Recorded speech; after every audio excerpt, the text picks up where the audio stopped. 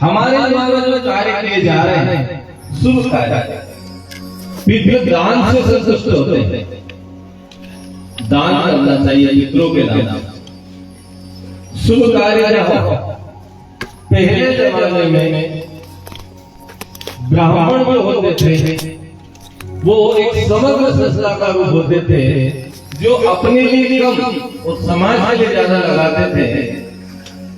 ऐसी देव आत्माओं को भूसुर कहा जाता था या भूदेव कहा जाता था।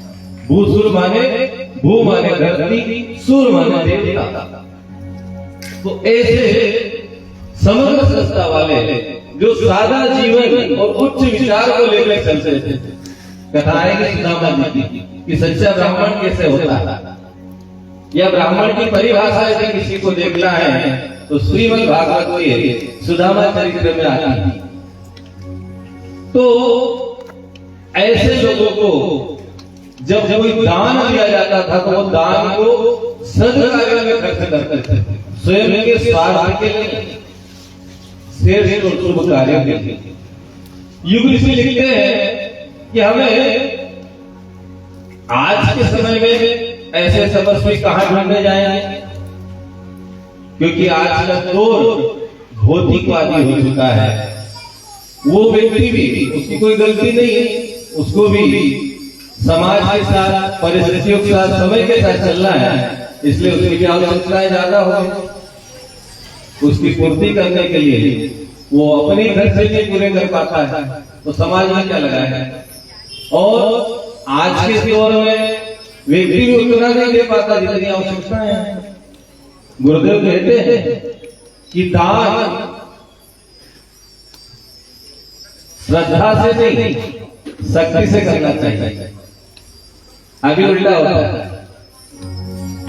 घर में कोई शुभ कार्य आए, कोई देव कार्य आए, पूजन कार्य आए, तो वहां पर क्या बोलते हैं? श्रद्धा से देते थे। और कोई मांगलिक कार्य आए, घर में शादी आए, सगाई आए, तो फिर वहां श्रद्धा नहीं होती, वहां शक्ति दिखाता है। क्यों?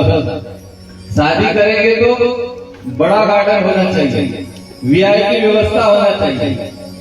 लेकिन देव कार्य होगा तो अरे महाराज जी तो चल जाएगा, भगवान तो नीचे भी बैठ जाएंगे, माला भी हल्की चल जाएगी। शादी कर हल्की माला लाते थे। तो हम पितृपक्ष जिस बात को हम कहना चाहते हैं, या हम कथा हम शुरू यहीं से करते हैं। ये कथा आज की पितरों के लिए, जिसमें प्रेत योनि में पड़ा हुआ व्यक्ति भी मुक्ति और मोक्ष पा जाता है, ये ऐसी पावन कथा है। सत्कर्म उसमें कहा गया है। तो हम क्या करें? हम अपनी शक्ति के अनुसार दान करें, श्रद्धा के अनुसार नहीं। श्रद्धा आदमी की धर्म कार्य में छोटी हो जाती है, व्यक्तिगत कार्य में बड़ी हो जाती है। वहां श्रद्धा नहीं दिखता, अपनी शक्ति दिखाता है। तो देते समय दिल बड़ा करना चाहिए और दिमाग छोटा करना चाहिए। पर अभी उल्टा हो रहा है। आदमी का दिमाग ज्यादा सोचने लगता है और दिल छोटा हो जाता है, और जिसका दिल छोटा हो जाता है फिर वो दिल की तकलीफें जो आजकल चल रही है, हार्ट पेशेंट जिसको हम बोलते हैं, समस्याएं खड़ी हो जाती है। हृदय को आप बड़ा बनाइए। पितरों के नाम से दिया हुआ दान 1000 नहीं लाखों गुना बढ़कर आएगा। पितृ आपके संतुष्ट हो जाए। क्योंकि आप कल्पना करिए कि हम इस धरती पर ही हैं तो किनके कारण? कभी हम बैठ के सोचे, इसके विचार करना चाहिए। हम जो भी जिन परिस्थितियों में आज हैं उनके पीछे कहीं न कहीं हमारे पितृ हैं। यदि हमारे पितृ न होते तो हम न होते। किन परिस्थितियों में, किन कठिनाइयों में हमको पाला होगा, पोसा होगा। क्योंकि जो पिछला समय है, आज से 10-20 साल पीछे हम जब जाते हैं तो आर्थिक स्थितियां बहुत कमजोर हुआ करती थी। जो जीवन आज हम जी रहे हैं, संभवतः ऐसा जीवन 20 साल पहले नहीं था, और उसके 20 साल पहले फिर चले जाएंगे बहुत दिक्कत थे। और उसकी एक पीढ़ी पीछे जाते हैं तो खाने की भी समस्या है।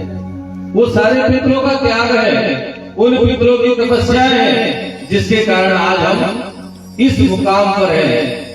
हम कहते साहब हमने किया, नहीं साहब, आपको इस स्टेज पे लाने के लिए कोई न कोई सीढ़ी, कोई न कोई व्यवस्था छोड़ करते हैं, जमीन के रूप में, जायदाद के रूप में, या आपका जीवन के रूप में ही मान लेते हैं, क्योंकि आप उनके कारण धरती पर आप आए। इसलिए इस पावन पर्व को बड़े ही हमें उत्साह के साथ मनाना चाहिए, पितरों का भाव श्रद्धा के साथ पूजन करना चाहिए, और पितरों के निकट सद्कार्य जो हम कर रहे हैं, सत्कार्य शुभ कार्य, यजमान भले से 10 बजे हो, लेकिन इस कथा का लाभ पूरे नगर को, जन समुदाय को मिले, उद्देश्य ये है।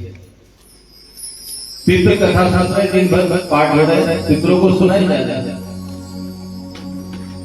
पर अब ज्ञान चर्चा का विषय है। हम जो चर्चा करेंगे, कथा कोई भी मंच से बैठकर कभी पूरी नहीं कर सकता, क्योंकि इस कथा में इतना विस्तार है कि इस पर जाए तो सालों लग जाते हैं।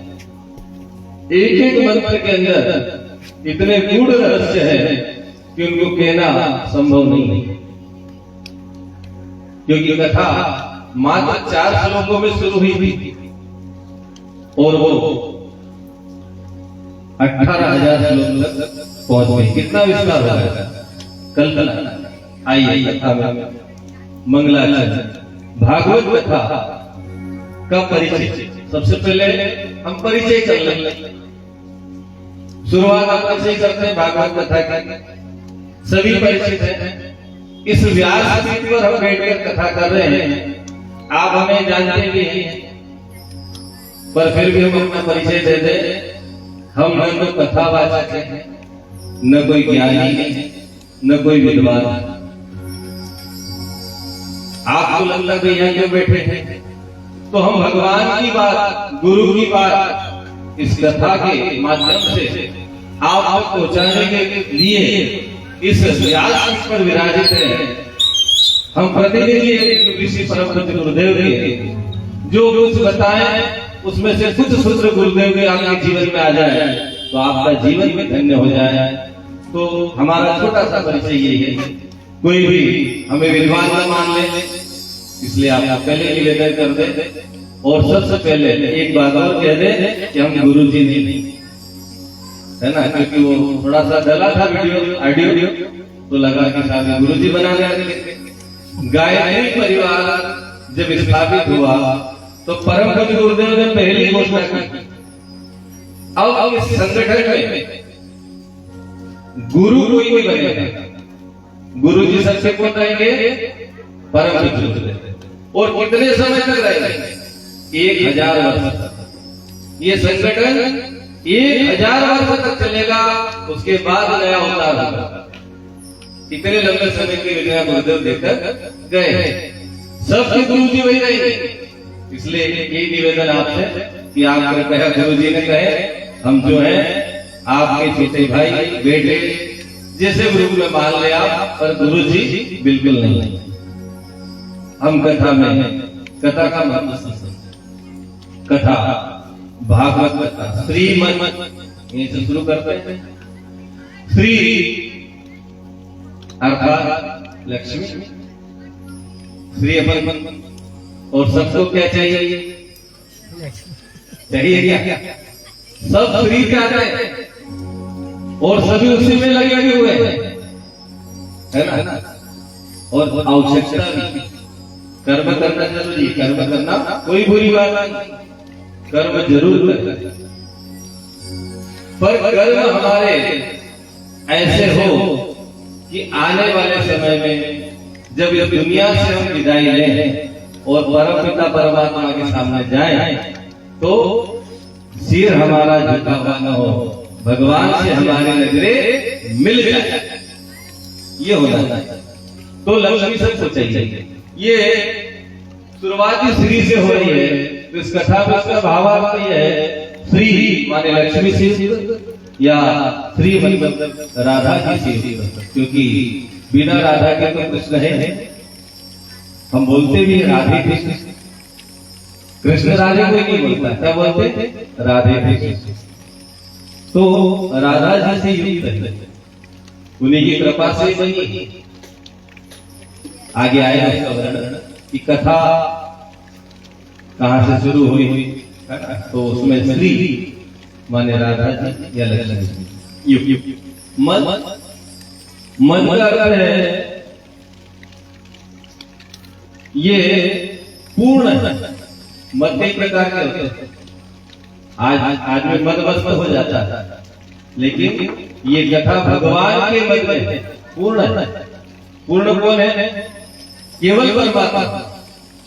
हम बोलते हैं ना पूर्ण विदम, तो पूर्ण कौन है? परमात्मा पूर्ण है। और आगे 4 अक्षर है, श्रीमद् हो गया, भागवत अलग अलग शब्द है। भाग का मतलब भक्ति। हमारे जीवन में भक्ति आया, और जब तक भक्ति नहीं जाती तब तक आदमी का भाव नहीं है। आदमी पैसे के मामले में, धन के मामले में, ज्ञान के मामले में, साधन के मामले में जैसा बड़ा हो जाए, लेकिन मंदिर आए और उसके अंदर यदि भक्ति हो तो उसका सिर भगवान के आगे जरूर झुकेगा। कोई भी जिसके अंदर है, जिसके अंदर की भक्ति समाप्त, वो फिर झुकता नहीं। तो भक्ति। दूसरा है ज्ञान, क्योंकि आज की कथा तो ही भक्ति ज्ञान, ग से ज्ञान और व से वैराग्य। तीसरा बड़ा महत्वपूर्ण शब्द है, बड़ा कठिन भी। वैराग्य कहां जाता है? आज का आदमी गृहस्थ में पैदा होता है, गृहस्थ में ही चला जाता है। पर पहले हमारे जो परंपरा थी वो क्या थी? ब्रह्मचर्य, गृहस्थ, वानप्रस्थ और अंत में संन्यास, छोड़ने का भाव। पर आदमी से छूटता ही नहीं। जरा से जरा आदमी दुकान छोड़ दे तो समस्याएं खड़ी हो जाए। हम ये नहीं कह रहे जिम्मेदारियां नहीं होना चाहिए, पर जिम्मेदारियों का भी समय होता है। तो ये समय जो है, हम वैराग्य भाव हमारे अंदर जाता है, और अंत में त्याग की वृत्ति हमारे अंदर देता है। त्याग या तपस्या। जो व्यक्ति भक्ति या वैराग्य से युक्त हो वो ही त्यागी हो सकता है। त्याग